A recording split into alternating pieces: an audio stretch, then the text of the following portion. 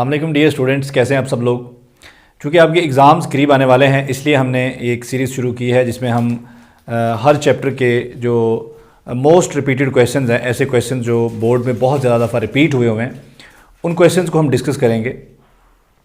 तो हमने आज चैप्टर नंबर 1 से हमने स्टार्ट करना है जी। चैप्टर नंबर 1 जो है फ़िज़िक्स का फर्स्ट ईयर का, उसमें हम देखेंगे कि हमारे टेक्स्ट में से यानी कि चैप्टर के अंदर से और एक्सरसाइज में से जो क्वेश्चंस बहुत ज़्यादा दफ़ा रिपीट हुए हुए हैं, हम सिर्फ उन्हीं क्वेश्चंस को डिस्कस करेंगे जो बहुत ज़्यादा दफ़ा रिपीट हुए हुए हैं। तो इसमें सबसे पहले जो टेक्स्ट है उसमें ये क्वेश्चन है जी। पहला क्वेश्चन है define base and drive quantities. अब इसमें बेस क्वांटिटीज़ और ड्राइव क्वांटिटीज़ में क्या फ़र्क है, इनको डिफ़ाइन करें दोनों को। ठीक है जी, ये क्वेश्चन है हमारे पास। उसके बाद नेक्स्ट क्वेश्चन है हमारा राइट डायमेंशंस। अब डायमेंशन किसी भी क्वांटिटी का हो सकता है। पेपर में ये जो क्वेश्चन रिपीट हुआ है, ठीक है जी, बार बार, उसमें हर दफ़ा जो है वो किसी नई क्वांटिटी का डायमेंशन पूछा जाता है। तो किसी भी क्वांटिटी का डायमेंशन हो सकता है, कोई भी क्वांटिटी आपको दी जा सकती है। वेलोसिटी दी जा सकती है, आपको प्रेशर दिया जा सकता है, मोमेंटम दिया जा सकता है, फोर्स दी जा सकती है। तो किसी भी क्वांटिटी का आपने डायमेंशन निकालना होगा। उसके बाद है जी व्हाट आर सिग्निफिकेंट फिगर्स। अगर ये क्वेश्चन आता है तो इसमें सिग्निफिकेंट फिगर्स की डेफिनेशन लिखेंगे और साथ हम उसके एग्जाम्पल्स भी देंगे। उसके बाद डिफाइन रेडियन एंड स्टेरेडियन। अब ये क्वेश्चन इस तरह रिपीट भी हो सकता है, रेडियन और स्टेरेडियन में क्या फ़र्क है, difference between radian and steradian, इस तरह भी हो सकता है। उसके बाद डिफाइन प्रिसिशन एंड एक्यूरेसी, या ये भी हो सकता है कि डिफरेंशिएट प्रिसिशन एंड एक्यूरेसी, या difference between, what is difference between precision and accuracy. उसके बाद जो नेक्स्ट क्वेश्चन, अब हम एक्सरसाइज की तरफ आ गए हैं जी। एक्सरसाइज में है जी name several repetitive phenomenas occurring in nature which could serve as reasonable time standard.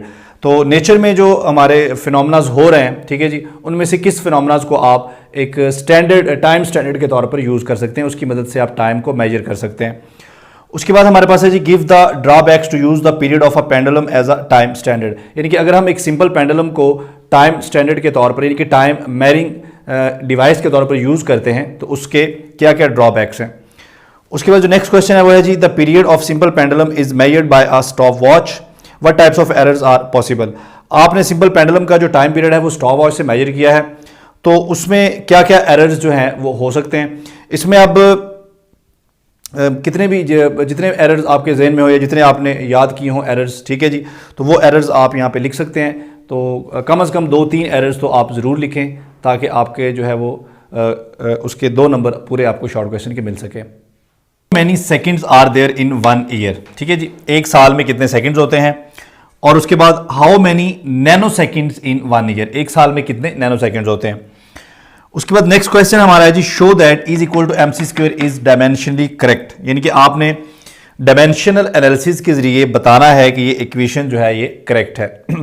अब ये जो क्वेश्चन है हमने डिस्कस किए हैं चैप्टर नंबर 1 के, ये वो क्वेश्चंस हैं जो तमाम बोर्ड्स में बहुत ज़्यादा दफ़ा रिपीट हुए हैं। अब इसका हरगिज़ मतलब ये नहीं है कि अब ये क्वेश्चन जो है ये इंपॉर्टेंट क्वेश्चन है, ये आपको पेपर में आने वाले हैं, या ये इनमें से कोई क्वेश्चन फिर रिपीट होने वाला है। तो ये तो डिपेंड करता है आपकी किस्मत पे कि ये जो क्वेश्चन है इनमें से कोई क्वेश्चन आपके पेपर में दोबारा रिपीट हो जाता है।